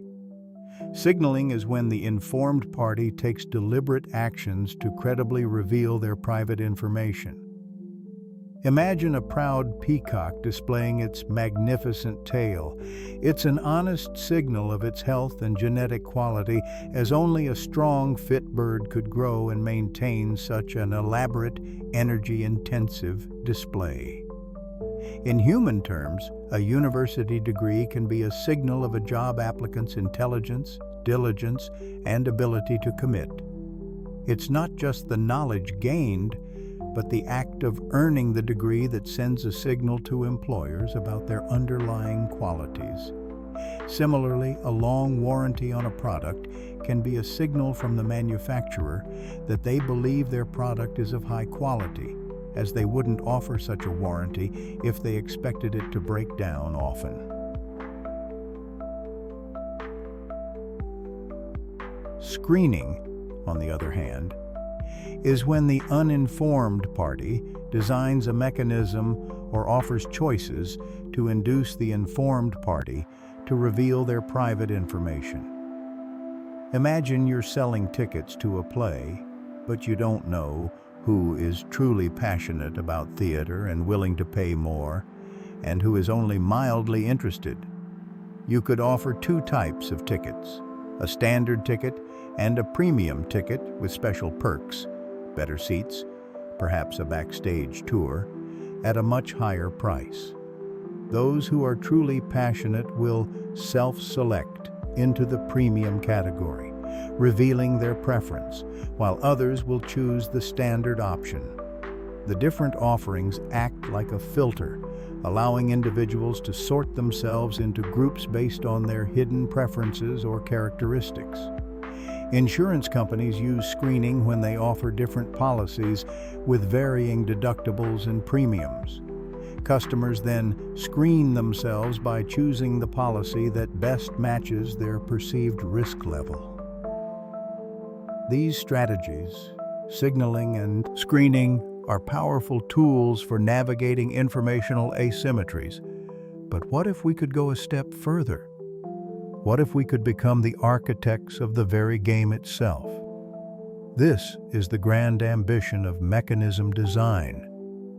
Instead of simply analyzing an existing game, mechanism design asks, given a set of players with private information and self-interested motivations, how can we design the rules, incentives, and institutions of a game to achieve a specific, desired outcome?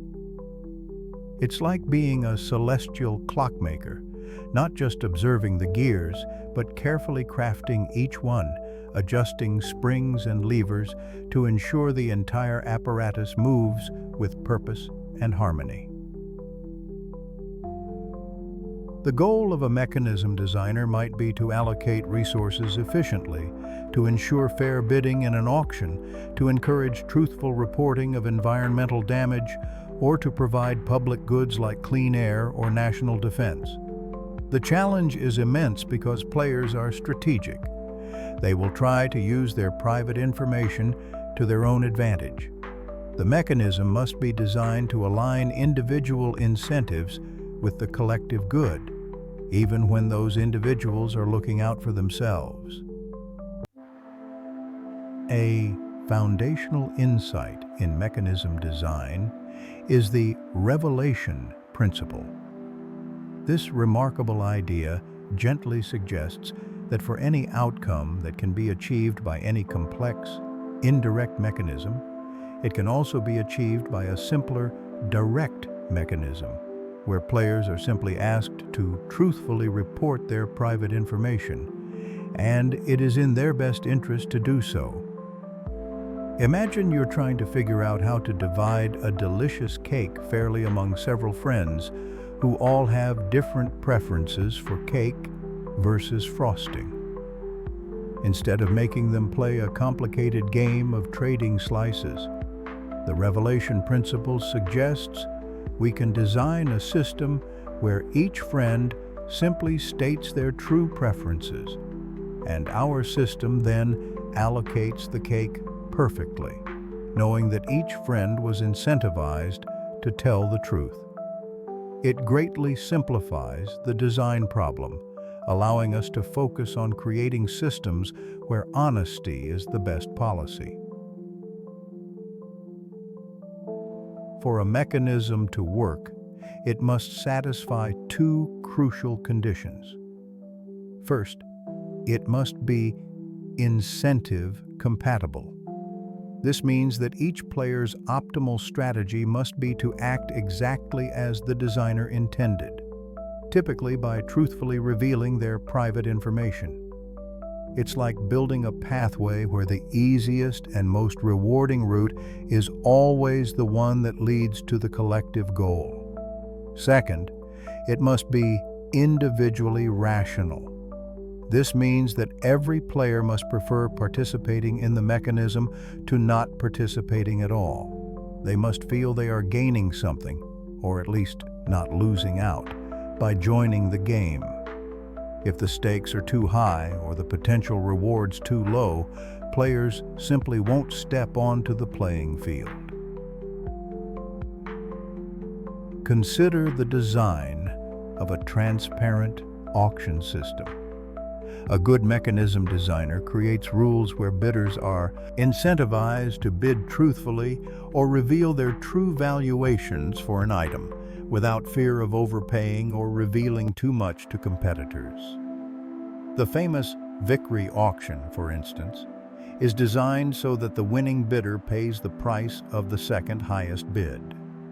This ingenious rule makes it incentive compatible for each bidder to reveal their true maximum willingness to pay, knowing they won't pay more than necessary if they win. It's a delicate balance, an elegant dance between individual self-interest and the larger goal of efficient allocation. These advanced concepts, understanding the shadows of hidden information, designing mechanisms to encourage truth and cooperation, are not just abstract theories. They are the invisible frameworks that underpin efficient markets, fair allocation of resources, and even the stable functioning of our social contracts. They help us understand how to create better games for everyone, whether it's allocating radio spectrum, designing climate agreements, or simply deciding who gets the last slice of cake. As the stars begin to sparkle, we can see how these intricate designs help weave the fabric of our world, guiding interactions with a gentle, often unseen hand. Next, perhaps, we'll cast our gaze towards games where the very nature of competition shifts, exploring scenarios where cooperation can blossom even in the most unlikely circumstances. Through the intricate landscapes of human strategy we've journeyed, every move on the chessboard of life, every bid in an auction, every negotiation in a marketplace, a testament to our remarkable capacity for foresight and calculation. But what if this grand game, this cosmic dance of decisions, were to evolve? What if the players and the rules themselves began to ripple and transform, guided not just by human minds, but by something more? Tonight, let's drift into the quiet hum of tomorrow and explore a captivating vision, the future of strategic decision-making. The board isn't static, but alive, ever shifting, like the surface of a deep, ancient sea. In this future, our understanding of strategy, rooted in the foundations of game theory, is poised to expand beyond anything we've known. The most profound transformation will likely come from the rise of artificial intelligence, not as a competitor, but as a profound collaborator, a tireless student, and sometimes a remarkably insightful opponent in the endless pursuit of optimal choices.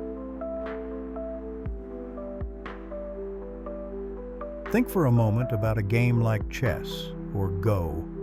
For centuries, these were arenas for human genius. But then, a new kind of player emerged, one built of silicon and algorithms. When DeepMind's AlphaGo famously defeated the world's best Go player, it wasn't just a technological marvel, it was a profound illustration of how a machine, through a process called reinforcement learning, could master strategies beyond human intuition. AlphaGo wasn't explicitly programmed with human Go knowledge. Instead, it learned by playing against itself, millions upon millions of times, in a dizzying ballet of trial and error. Each successful move was a tiny reward, a gentle pat on the back, subtly reinforcing the neural pathways that led to victory. Each loss was a gentle nudge, adjusting its internal model, much like a river slowly carving its course through stone. This iterative self-play allowed it to discover novel strategies, equilibrium points that human players had never considered, opening up new vistas in the game's landscape. Now, extend this concept far beyond the confines of a board game. Consider complex global challenges, climate change negotiations, intricate supply chain management across continents, optimizing urban traffic flows in megacities, or even the delicate balance of ecological conservation. These aren't simple two-player games. They are vast, multi-agent systems, teeming with countless interconnected decisions, imperfect information, and constantly changing variables. Here, traditional human analysis, however brilliant, can become overwhelmed, much like trying to grasp a galaxy in the palm of your hand. This is where the future of strategic decision-making truly blossoms with AI. These advanced AI systems, powered by deep neural networks, will be capable of processing unimaginable quantities of data, observing patterns that are invisible to the human eye, and using techniques like Bayesian inference to continually update their understanding and adjust their probabilities as new information flows in. They won't just react, they'll predict, model, and even simulate countless scenarios in the blink of an eye.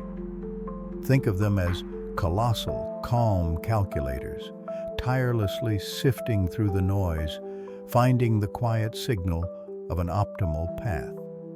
In a bustling metropolis, for instance, an AI could analyze real-time traffic, public transport schedules, weather patterns, and even social events to dynamically adjust traffic light timings, optimize ride-sharing routes, and suggest alternative transport options, all with the goal of minimizing congestion and maximizing efficiency for millions of commuters. This isn't just a technical achievement, it's a strategic feat on a grand scale, orchestrating harmony from chaos. But the future isn't about AI replacing human strategic thinkers. It's about a fascinating new dance between them. It's about human-in-the-loop systems, where AI acts as a supremely intelligent co-pilot, offering insights, highlighting hidden risks, and suggesting options, while the final, value-laden decision often remains with the human. Imagine a diplomat negotiating a complex international treaty. An AI could quietly analyze mountains of historical data, predict the likely reactions of other parties, identify potential areas of mutual gain, and even simulate the long-term consequences of various concessions. It would be a silent, powerful advisor, whispering probabilities and possibilities, freeing the human mind to focus on empathy, cultural nuances, and the deeply human art of persuasion.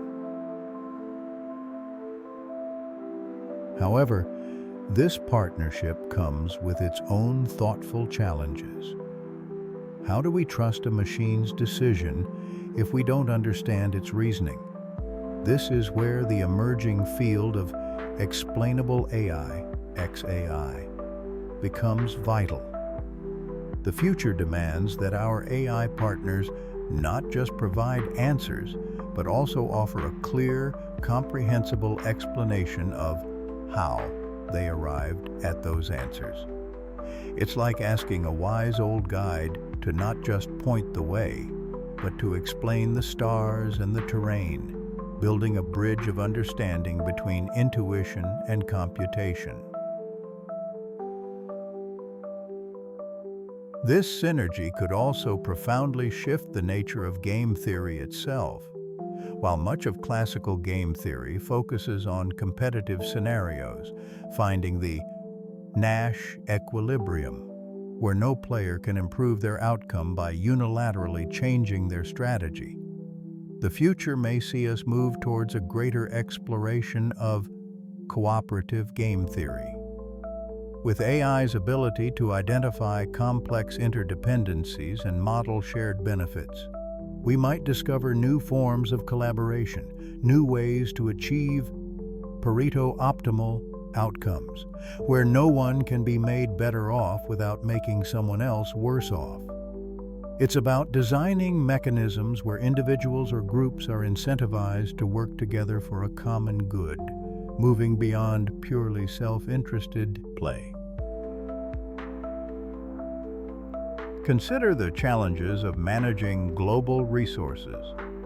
An AI could model the intricate web of environmental systems, economic incentives, and social behaviors, suggesting policies that create win-win scenarios for different nations or communities, fostering sustainable practices rather than zero-sum competition for dwindling resources. It's about using strategic thinking, amplified by AI, to architect a future where we build bridges, not just walls, where we cultivate shared prosperity rather than merely dividing a fixed pie. Ultimately, the future of strategic decision-making is one of profound adaptability. As the world becomes ever more dynamic and interconnected, our strategies will need to evolve, not just once, but continuously. AI will be our lens, our compass, and our tireless partner in navigating these uncharted waters. It will allow us to embrace complexity, anticipate change, and perhaps discover a more harmonious way to play the grand game of life. And as the sun sets on this glimpse into tomorrow, remember that even in the most intricate algorithms, there's a whisper of possibility, a silent hum of discovery. As we gently close our eyes and let these thoughts drift, perhaps we can begin to imagine the next great frontier in our exploration, how these powerful, evolving strategies might reshape the very fabric of our societies. Good night, and sweet dreams of a future shaped by thoughtful decisions. The world outside begins to quiet, the gentle hush of night falling all around us. We bring our thoughtful journey to a close. We've spent a little while tonight, haven't we, exploring the quiet pathways and gentle whispers of something called game theory. It wasn't a race or a complex puzzle to solve quickly. No, not at all. It was more like an evening stroll through a beautiful, intricate garden. A garden where every flower, every leaf, every dewdrop reflects a quiet decision, a gentle interaction. We weren't trying to win anything or to figure out every single answer. Instead, we were simply observing, learning to see a little more clearly, to understand a little more deeply, the subtle dance of choices that happen all around us and even within us. Think back to those moments when we imagined how one small choice might softly ripple outwards, touching another and then another. We saw how even the simplest interactions can weave a tapestry of consequences, sometimes expected, sometimes surprisingly new. Game theory, in its essence, is just a quiet way of noticing these patterns. It's like having a special, very gentle lantern that helps us illuminate the delicate threads connecting individual decisions to the broader fabric of life. We didn't need grand equations or complicated calculations tonight, did we? We simply let our minds wander through the possibilities, imagining scenarios where cooperation blossomed or where competition quietly sculpted different outcomes. We considered how sometimes the best path for one might align beautifully with the best path for many, and how, at other times, finding that balance requires a thoughtful pause, a moment of reflection, to truly understand the interplay of intentions. It's a gentle reminder that we are all part of a larger, interconnected story. Every choice we make, every interaction we have, is like a soft note in a vast, ongoing symphony. Game theory doesn't tell us what to play or how to play it. It simply offers us a deeper appreciation for the harmony and sometimes the delightful dissonance that arises from all those individual notes blending together. It's a way of understanding the quiet logic of shared existence. And isn't there a profound wonder in that? To realize that even in the most seemingly spontaneous moments, there are often elegant underlying patterns at play. It's not about being predictable or about reducing the richness of human experience to mere numbers. Oh no, it's quite the opposite, in fact. It's about deepening our appreciation for the incredible complexity and the subtle beauty of how we, as living beings, navigate our shared world, making choices and forming connections. Game theory, at its heart, whispers a message of understanding. It invites us to look beyond the surface, to consider the perspectives of others, to feel the gentle pull of reciprocity, and to marvel at the ways we find common ground or learn to respect our differences. It's a lens through which we can see the world a little more softly, with a touch more patience and a greater sense of wonder at the intricate ballet of life. As your eyelids grow heavy and the comfortable warmth of your bed envelops you, know that these quiet thoughts don't vanish into the night. No, They settle gently, like soft moonlight, into the peaceful corners of your mind. Your brilliant mind, a tireless explorer, even in repose, will continue its gentle work, weaving new connections, perhaps even finding new quiet insights as you drift into slumber. The journey of understanding is a beautiful, never-ending one. It flows through our waking hours and gently continues into our dreams. The wisdom we gather, the patterns we perceive, the connections we feel, they become a part of us, enriching our inner landscape, making us just a little more observant, a little more thoughtful, a little more connected to the quiet pulse of the world.